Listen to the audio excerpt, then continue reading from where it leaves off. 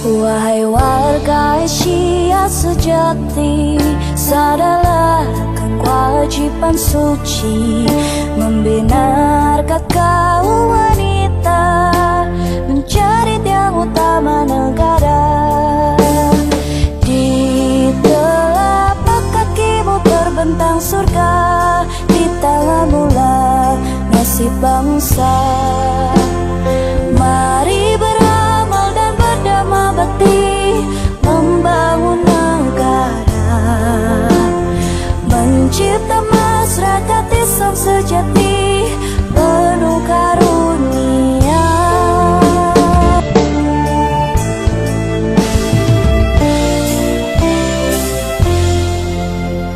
Contohnya, Wallahu a'lam, mungkin ada tanya jawab atau mungkin ada yang menambahkan, silakan.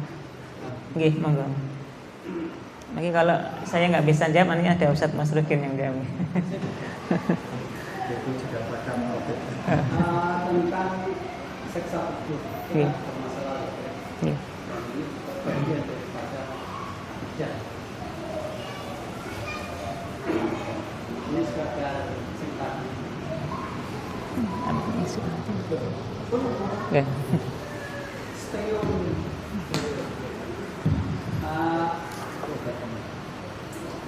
Dalam satu kehidupan awal muda, misalnya yang perempuan 19, yang laki 20, kemudian ketika umur 27 tahun atau 30 yang laki menikah.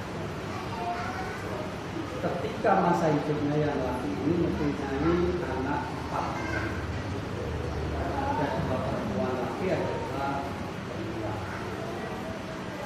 Nah, ketika masa hidupnya itu, karena ini selalu mencari nafkah, sehingga kehidupannya dia itu masuk kategori ghalibun nafsi. Jadi untuk masuk ke muktasib itu masih jaraknya kurang.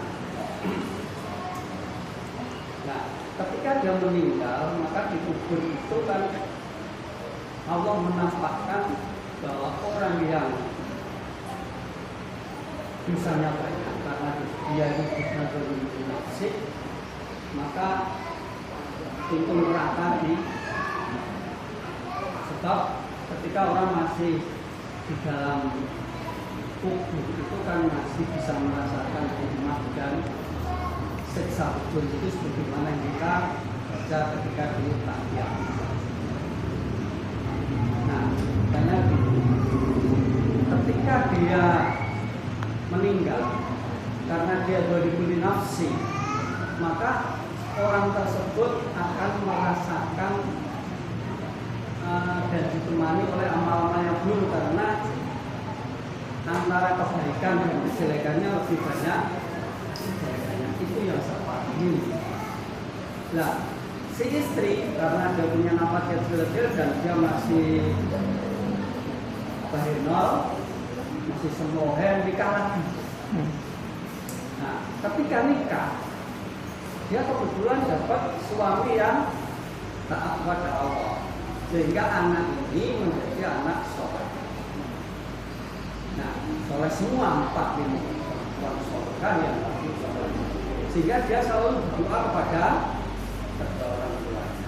Nah, apakah ketika anak ini berdoa bisa merubah si mayat di dalam kuburan itu yang dulunya banyak ghalibun nafsi sehingga ditemani amal yang jahat atau dan seterusnya, katakan satu pun yang dimerasakan itu seperti ini. Apakah dengan doa-doa yang sebagaimana walaupun solitunya benar itu bisa merubah dalam hidup? Ya, ya, ya, Bapak Ibu, apakah anak soleh, doa anak soleh itu bisa merubah kondisi atau nasib orang tuanya ketika di alam kubur? Kalaulah misalnya ini termasuk yang mendapatkan siksa kubur. Wallahu a'lam, ini termasuk perkara gaib tentunya ya. Dan kita meyakini bahwa memang siksa kubur, nikmat kubur itu hak, ada. Banyak dalil yang mengisyaratkan bahwa siksa kubur, nikmat kubur itu ada. Contoh sederhananya adanya siksa kubur kita bisa dapati hadis Nabi sallallahu alaihi wasallam yang menceritakan suatu saat Nabi pernah berjalan kemudian melintasi 2 kuburan. Kemudian Nabi menyampaikan innahuma la yu'adzabani, kedua kubur ini sedang disiksa penghuninya. Wa ma mu'adzibani min kabir, Nabi menyampaikan keduanya disiksa bukan karena masalah besar, hanya masalah sepele. Yang satunya Nabi menyampaikan innahu la yastakri minal baul, dia tidak perhatian dengan air kencingnya. Kemudian yang kedua Nabi menyampaikan innahu yamshi bin namimah, dia banyak menyebar adu domba namimah di masyarakatnya. Ini menjadi dalil bahwasanya siksa kubur itu hak ada. Sebagaimana nikmat kubur juga ada. Hadisnya yang sangat panjang ya. Jadi diantaranya kalau orang datang dikuburkan kemudian sudah ditinggal para pengantarnya tadi, maka datanglah 2 malaikat. Kemudian menanyakan siapa Tuhanmu, kemudian siapa agamamu, siapa nabimu. Kalau orang ini bisa menjawab, maka akan ditampakkan tempatnya di surga. Ditemanilah orang yang baunya harum, wajahnya tampan, dan inilah amal solihnya. Sebaliknya orang yang banyak dosa, banyak maksiat, ketika dia ditanya oleh malaikat, siapa Tuhanmu, apa agamamu, siapa nabimu, nggak bisa jawab. Maka kemudian dipukul menjerit sampai terdengar suaranya ke semua makhluk yang ada kecuali 2, yaitu manusia dan jin. Maka ditampakkanlah tempatnya di neraka. Kemudian datanglah orang yang baunya busuk ya, kemudian rupanya jelek, buruk, dan ini adalah amalannya. Ini menjadi dalil bahwasanya nikmat dan siksa kubur itu hak. Nah, kemudian zaman rahmati, apakah kemudian orang yang kebetulan misalnya ketika dapat siksa kubur itu, terus anak solehnya yang selalu mendoakan itu bisa meringankan atau bisa merubah kondisinya atau tidak? Wallahu a'lam. Ini tentu juga hal yang sifatnya gaib, perkara gaib. Hanya saja kita dapati beberapa dalil-dalil yang lain. Misalnya Nabi sallallahu alaihi wasallam menyampaikan dalam sebuah riwayat hadis bahwasanya ada seseorang nanti di akhirat dia mendapatkan derajat yang tinggi di surga Allah Subhanahu wa taala. Orang ini sampai gumun bahasa kita. Kenapa bahasa Renggal gumun nih? Heran. Ini kok sampai bisa saya mendapatkan derajat yang tinggi seperti ini? Maka Allah Subhanahu wa taala menyampaikan kepada orang ini, hadza li istighfari waladika laka. Ini karena memang istighfarnya anakmu untukmu.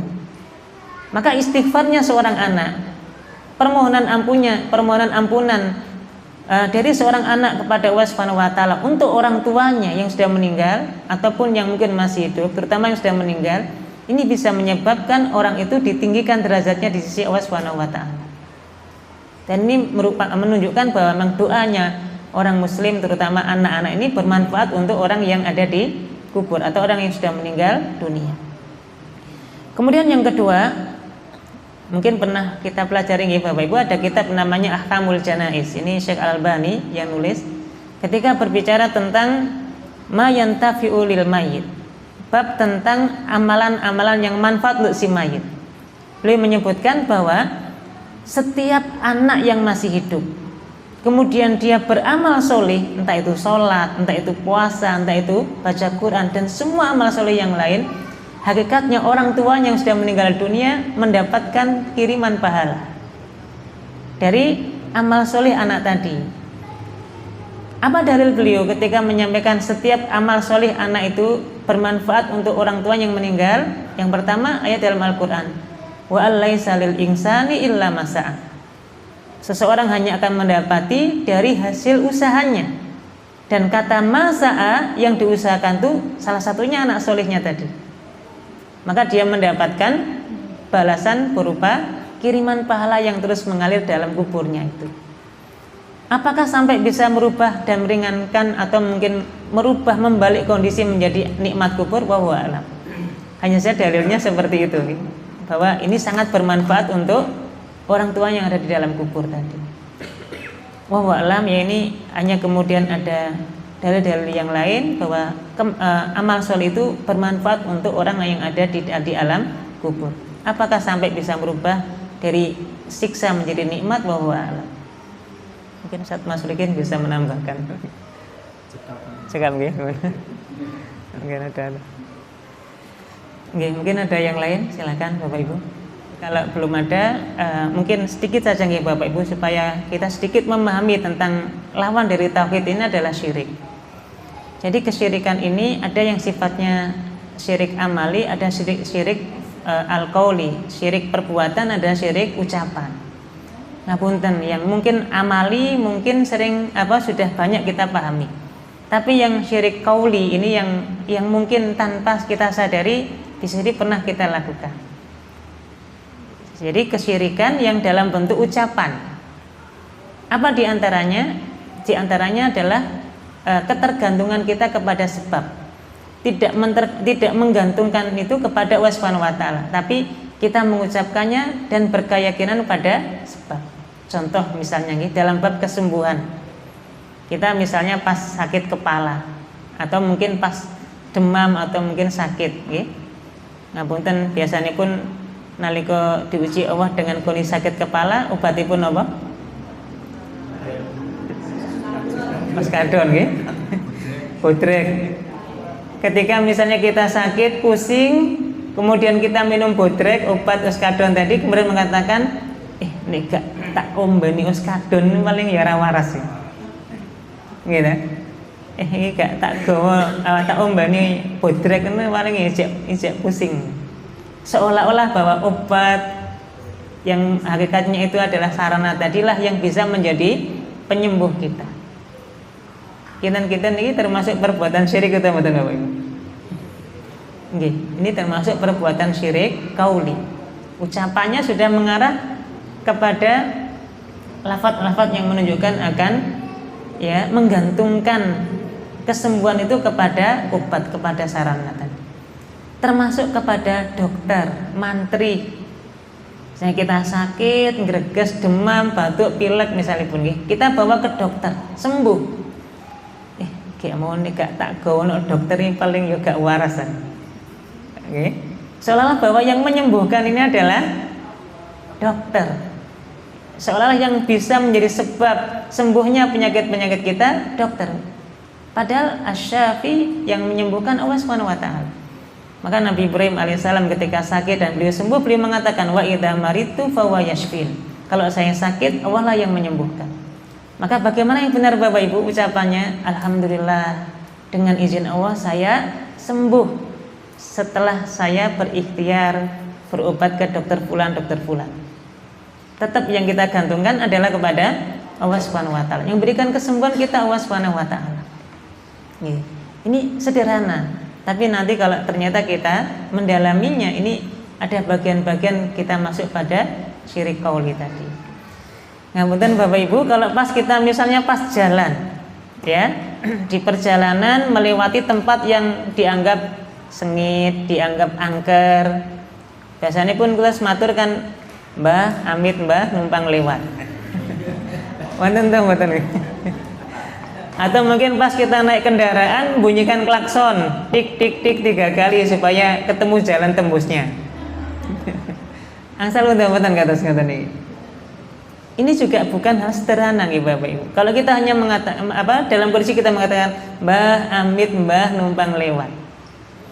Apa dampaknya dalam bab akidah? Yang pertama, berarti kita meyakini tempat tersebut ada yang menguasainya. Siapa kira-kira yang menguasai Bapak Ibu?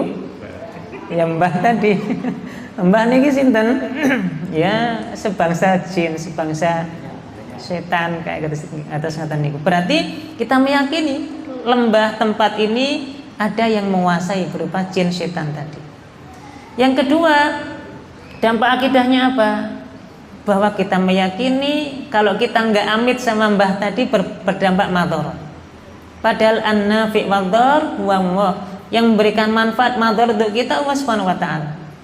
Seolah-olah kalau kita nggak bilang mbah amit, celaka kita. Berarti yang mencelakai kita adalah mbahnya tadi, itu kok mbah sinten nih. Maka tentu dengan tidak cara itu kita mengucapkannya. Maka Nabi mengajarkan kepada kita satu doa kalau masuk ke tempat-tempat yang kita anggap mungkin agak sengit, agak angker. Napa donganipun para jamaah Bapak Ibu? Napa donganipun? bismillahi la yadurru ma'asmihi syai'un fil ardi wala fis sama. Dengan menyebut nama Allah Subhanahu wa taala, tidak ada yang bisa memberikan madarat apapun yang ada di langit dan apapun yang ada di bumi. Sampun, makin mbahnya minggir kia mbak nih. Ya, insyaallah kita terhindar dari perbuatan kesyirikan tadi. Ngapunten para jamaah, kalau kita pas naik kendaraan nabrak kucing, dikubur utawa mboten? Nabrak kucing mati, nggih. Biasanya kan nggak ada keyakinan, oh ini kalau nggak dikubur malati. Nanti kalau nggak dikubur kita yang kecelakaan lagi, kalau dikubur kita yang selamat.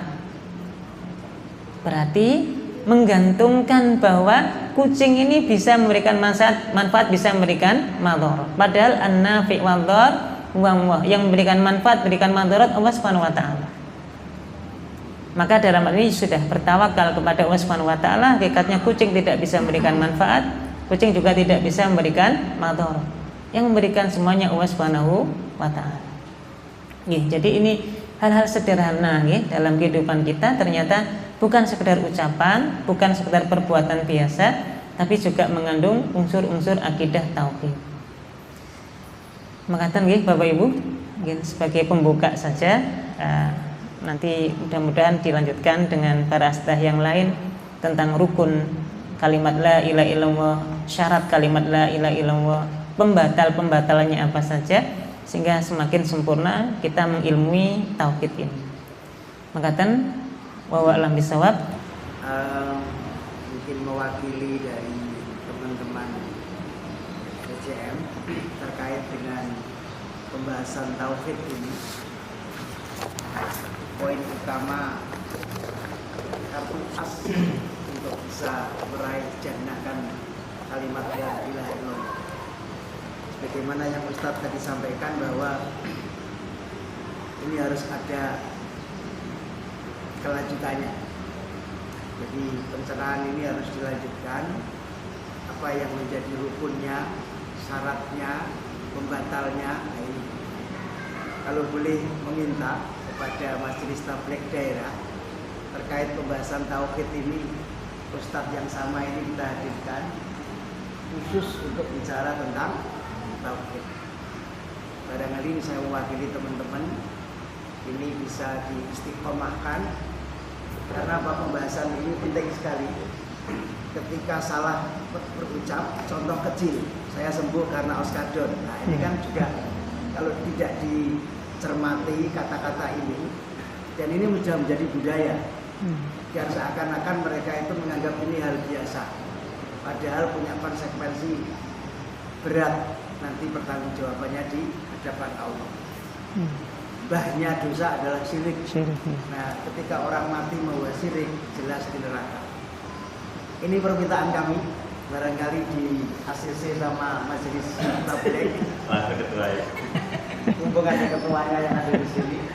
Dan alhamdulillah kami yang ada di PCM ini 2 kali ini para mustamkinnya agak lumayan Pak Ketua, dan kami akan terus mempertahankannya agar ini berlanjut. Sebagaimana pembuka Ustadz tadi menyampaikan, man salaka thariqan, siapa yang gemar untuk menuntut ilmu, jaminannya adalah jannah. Dan mudah-mudahan kita semuanya tergerak, walau sudah tahu atau belum tahu, yang penting duduk di majelis ilmu ini sudah suatu rahmat dari Allah. Saya rasa itu. Terima kasih. Assalamualaikum warahmatullahi wabarakatuh. Waalaikumsalam warahmatullahi wabarakatuh. Oke, jawaban pun langsung saking Ketua Majelis Tabligh. Nggih, insyaallah kita cekapirin nggih Bapak Ibu. Semoga berkah dan Allah menjaga kita semuanya, menjaga persyarikatan ini dan diberikan kelancaran. Jadi semua rencana kegiatan yang ada di cabang Rengel ini mudah-mudahan. Subhanakallahumma wa bihamdika, asyhadu an la ilaha illa anta, astaghfiruka wa atubu ilaik. Wa sallallahu ala sayyidina Muhammadin. Assalamualaikum warahmatullahi wabarakatuh. Waalaikumsalam.